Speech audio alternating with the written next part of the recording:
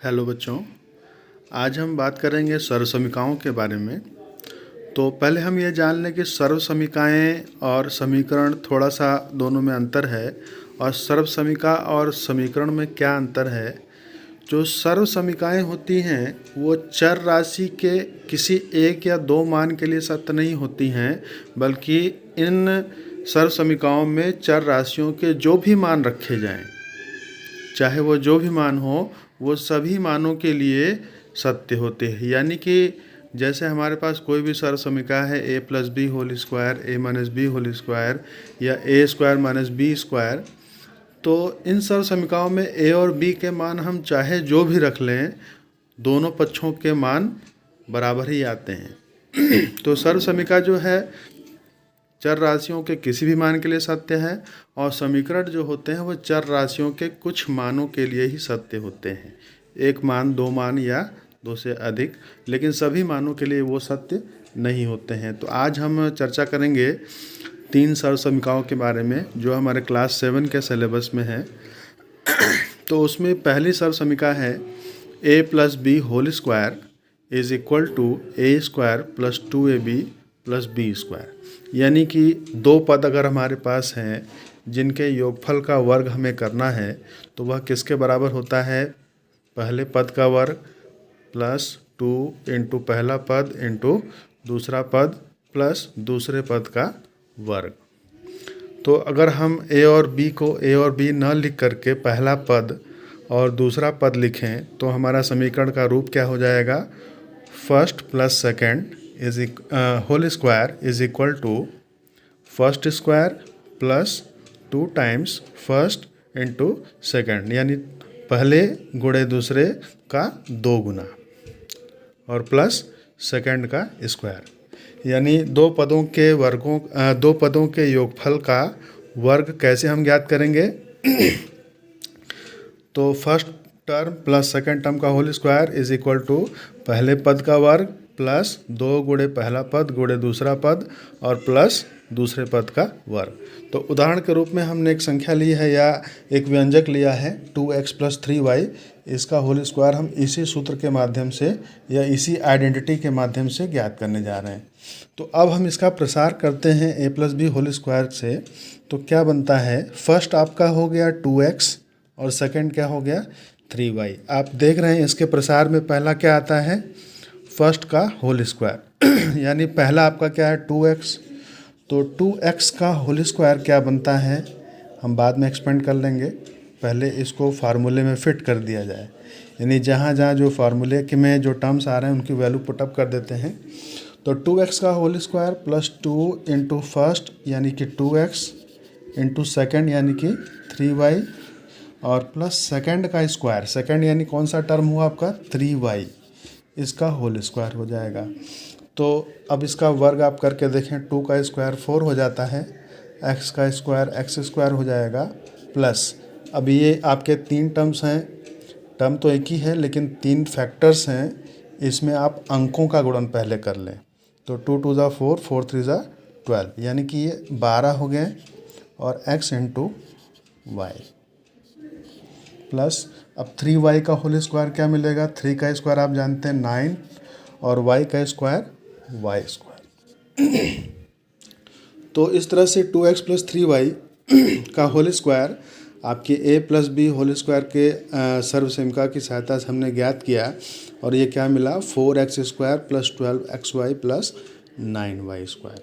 अब आइए दूसरी सर्वसमीका पर चलते हैं, जो कि है a minus B whole square is equal to A square minus 2ab plus B square. तो दोनों में अंतर क्या रहा?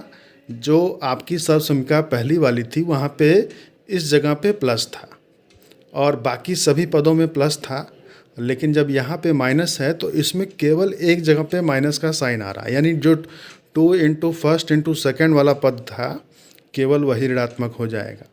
तो आपका a माइनस बी का होल स्क्वायर का फार्मूला या आइडेंटिटी क्या बनती है? ये हो जाती है ए स्क्वायर माइनस 2ab और प्लस बी स्क्वायर। ठीक है, तो इसे भी हम फर्स्ट माइनस सेकेंड का होल स्क्वायर के रूप में लिख सकते हैं। तो ये क्या बनता है? फर्स्ट माइनस सेकेंड का whole square is equal to first square -2 into first into second plus second का स्क्वायर, यानी पहले पद का वर्ग ऋण 2 गुणे पहला पद गुणे दूसरा पद और धन दूसरे पद का वर्ग। तो एग्जाम्पल के रूप में हमने लिया है 2p माइनस क्यू का होल स्क्वायर। अब इसका प्रसार हम इसी के माध्यम से करेंगे, यानी a minus B whole square से। तो आप देख रहे हैं सर्व समीकरण में क्या आता है, पहले प्रसार में फर्स्ट टर्म का स्क्वायर यानी पहले पद का वर्ग, तो वो क्या हो जाएगा 2p होल स्क्वायर, फिर -2 गुणे पहला कौन सा है 2p और दूसरा यहाँ पे कौन सा है q है, प्लस सेकेंड टर्म का होल स्क्वायर, सेकेंड यानी q का स्क्वायर। अब इसको ओपन कर दीजिए, 2 का स्क्वायर 4 और p का स्क्वायर p स्क्वायर -2 2 जा 4 p q and plus q square. तो ये इसका प्रसार आप देख रहे हैं a minus B whole square के फार्मूले से आपका 2p minus Q whole square का एक्सपेंशन हमने कर दिया।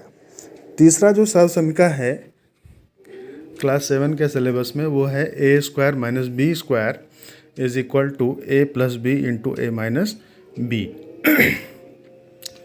यानी दो संख्याओं के वर्गों का अंतर किसके बराबर होता है, उनके योगफल और उनके अंतर के गुणन के बराबर होता है। तो इसी फार्मूले को हमने first square minus second square के रूप में लिखा है।